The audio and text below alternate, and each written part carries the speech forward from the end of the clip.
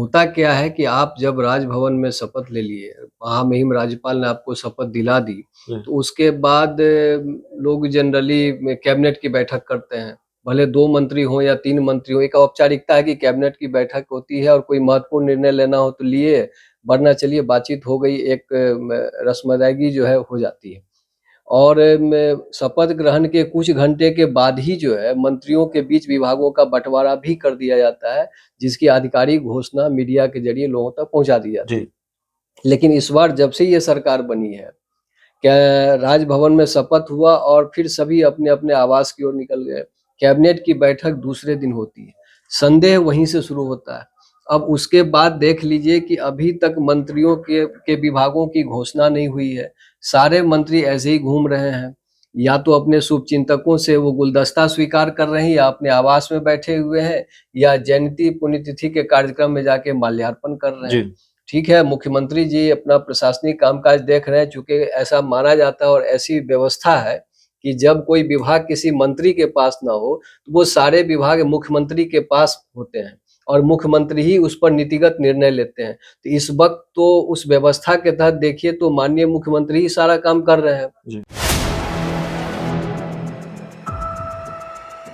नमस्कार, आप देख रहे हैं 4 पीएम और मैं हूं अभिषेक मिश्रा। देखिए, इस वक्त हमारे साथ बिहार के जाने माने पत्रकार जयकृष्ण सर हैं।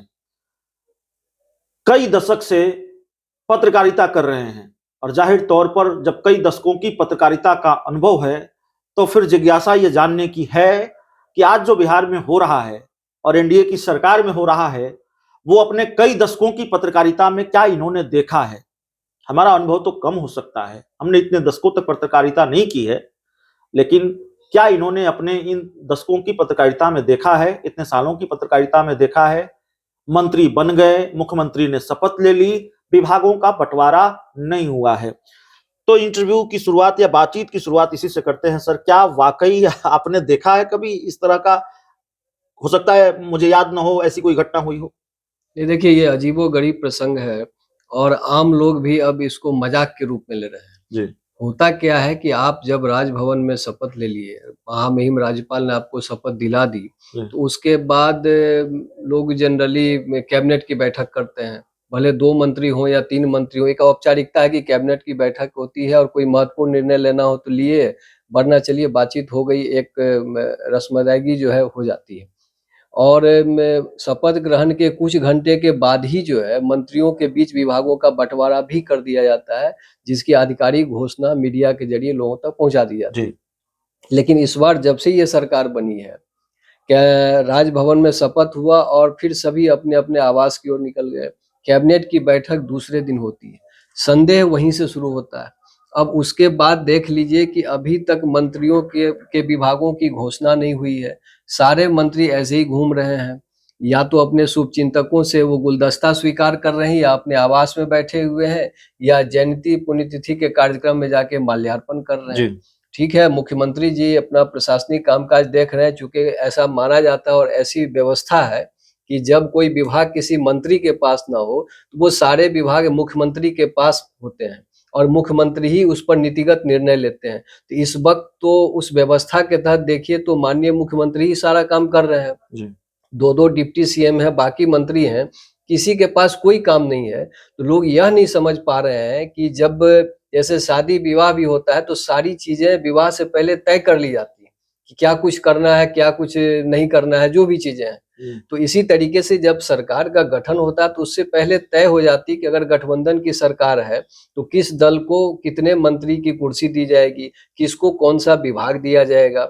और उसके बाद शपथ ग्रहण होती है और धीरे-धीरे करके ये सारी लालू प्रक्रिया यादव हो ने जाती है। लालू यादव ने लोकसभा में, संसद में एक बात कही थी कभी कि हड़बड़ी के बियाह कनपट्टी में सिंदूर। यही हुआ है क्या बिहार में? तो आज तो यही लग रहा है। आज यही लग रहा है कि भले ये दल मिले हैं, इनका मन नहीं मिला है। जी, ये मतभेद साफ दिख रहा है। ये हड़बड़ी में शादी तो हुई है, क्योंकि आप देख लीजिए कि महज़ हमको लगता है कि 24 घंटा पहले लोगों को पता चला होगा कि भाई नीतीश जी जो है खेमा बदलेंगे। जी, तो नीतीश जी ने तुरंत खेमा बदला, एक हाथ से इस्तीफ़ा दिया, कुछ देर के बाद उन्होंने दावा पेश कर दिया, तुरंत जो है सरकार गठन के लिए उनका आमंत्रित किया गया, फिर जाकर के इन लोगों ने शपथ ले लिया और बस शपथ हो गई, एक कैबिनेट की बैठक हुई और विधानमंडल सत्र आहूत करने का एक नीतिगत निर्णय लिया गया और उसके बाद चीजें चल रही है। अब आप ये देख लीजिए कि पिछली सरकार ने 5 फरवरी से विधानमंडल के बजट सत्र को आहूत करने का निर्णय लिया। जी।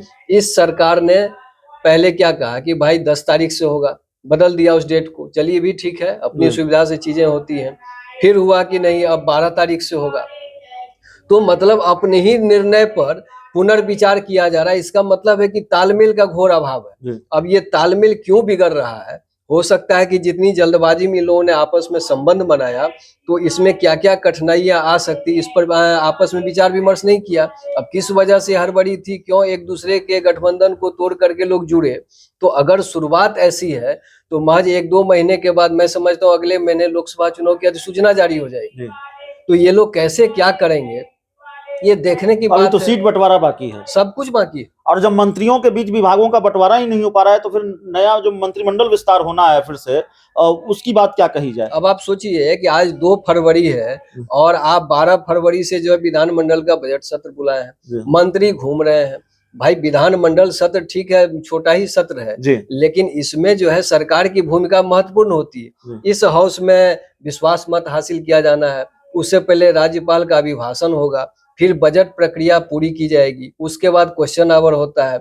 ये सारी चीजें, तो क्वेश्चन आवर भी जो होता है तो संबंधित विभाग के मंत्री को जवाब देना पड़ता है। तो मंत्री के पास जब विभाग ही नहीं है, तो अब आप बताइए 12 तारीख को हाउस है तो 11 तारीख को आप विभाग दीजिएगा, तो क्या वो रात भर बैठ के पढ़ाई करेंगे? ये बहुत हास्यास्पद है, समझ में लोगों को नहीं आ रहा है। अगर यही चीज विपक्षी गठबंधन के साथ हुआ होता तो यही लोग मजाक उड़ाते, और पहले भी मजाक उड़ाते रहे कि क्या बात है भाई, अभी तक मंत्री नहीं बना, मंत्री को विभाग नहीं मिला। आज खुद इनके साथ ये बात हो रही। एक दूसरा सवाल है और आखिरी सवाल है, जीतन राम मांझी के बारे में समझना चाहेंगे, समझने की बहुत दिलचस्पी है।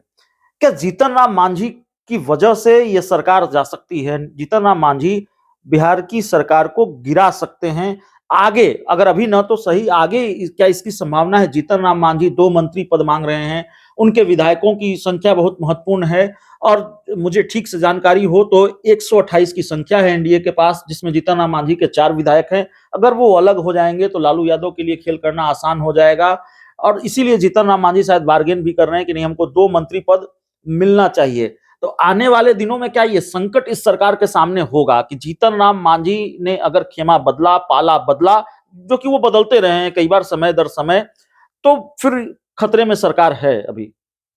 देखिए, आप बिल्कुल सही कह रहे हैं। जीतन राम मांझी किस तरह की राजनीति करते हैं, ये किसी से छिपा नहीं। जी। मुख्यमंत्री जब वो बने और उसके बाद किन परिस्थितियों में और किस तरीके से उनको वो कुर्सी छोड़नी पड़ी, और उसके बाद उनकी राजनीति जो है किस तरह से जो है, माने जैसे हिचकोले खाती है ना नाव, तो वो उसी तरीके से करते रहे। ठीक है, वो बेड़ा पार भी लगाते हैं, नाव को डुबाते भी हैं। तो आज क्या है कि वो सरकार बनाने में तो मददगार साबित हो गए। ठीक है, वो सरकार गिरा सकते हैं, इसमें कोई दो मत नहीं। उनके हाथ की चीज है, चूंकि जो उनके 4 विधायक हैं सबके सब एक दूसरे से सगे संबंधी हैं, मैं समझता हूँ। और अभी क्या है कि मांझी जी जब चाहें तो इस मौके के फायदा के लिए ही वो ये कर रहे हैं, फायदा उठा सकते हैं। लेकिन वो बहुत चतुर खिलाड़ी हैं। वो ये देख रहे हैं कि ठीक है, अगर हम चले गए महागठबंधन में तो इनके जाने से वो सरकार बनने वाली नहीं, लेकिन ये सरकार गिर जरूर जाएगी। तो सरकार अगर गिरेगी तो वैसी स्थिति में दूसरी सरकार बन जाएगी, ये कहना मुश्किल है। चूंकि महागठबंधन के साथ दिक्कत क्या है कि उसको बिना जदयू तोड़े हुए वो सरकार बना ही नहीं सकता है। तो वो स्थिति सहज नहीं दिख रही मुझे। वैसे राजनीति है, राजनीति में तो कुछ भी हो सकता है, और लालू यादव इस तरह के खेल में माहिर भी हैं। और दूसरी चीज क्या है कि अभी आपने सही कहा कि सीट शेयरिंग, आप देख लीजिए कि एनडीए में बहुत आसानी से लोग मिल गए, और इनको लग रहा है कि सब मिल करके इन लोगों की ओर से दावा भी हो रहा है कि 40 सीट ले लेंगे। लेकिन सबसे बड़ी बाधा जो है वो सीट शेयरिंग है। क्योंकि आज आप देख लीजिए कि साहब पिछले गठबंधन में नीतीश जी क्या कर रहे थे कि भाई 16 + 1 17, यानी किशनगंज में जो हम सेकंड थे वो सीट भी हमको दो, जो कि कांग्रेस का सीटिंग सीट है। तो आज नीतीश जी यहाँ पर अगर बहुत पीछे भी जाएंगे तो 16 तो चाहिए ही चाहिए। बीजेपी इनसे 1-2 सीट ज्यादा ले लेगी, तो उसके बाद सीट कितना, 5-6 सीट बचता है। अब चिराग पासवान जी का दावा है 6 सीट, उनके चाचा पशुपत पारस जी भी इतना ही सीट चाह रहे हैं। मांझी जी कह रहे हैं कम से कम 2 सीट मुझे चाहिए। कुशवाहा जी कह रहे हैं कि 4 सीट मुझे चाहिए, जी। तो अब बताइए ये सीट आएगी कहाँ से? और शपथ ग्रहण से पहले कुशवाहा जी रूठ के जा रहे थे, जैसी चर्चा रही फिर उनको मना करके लाया गया।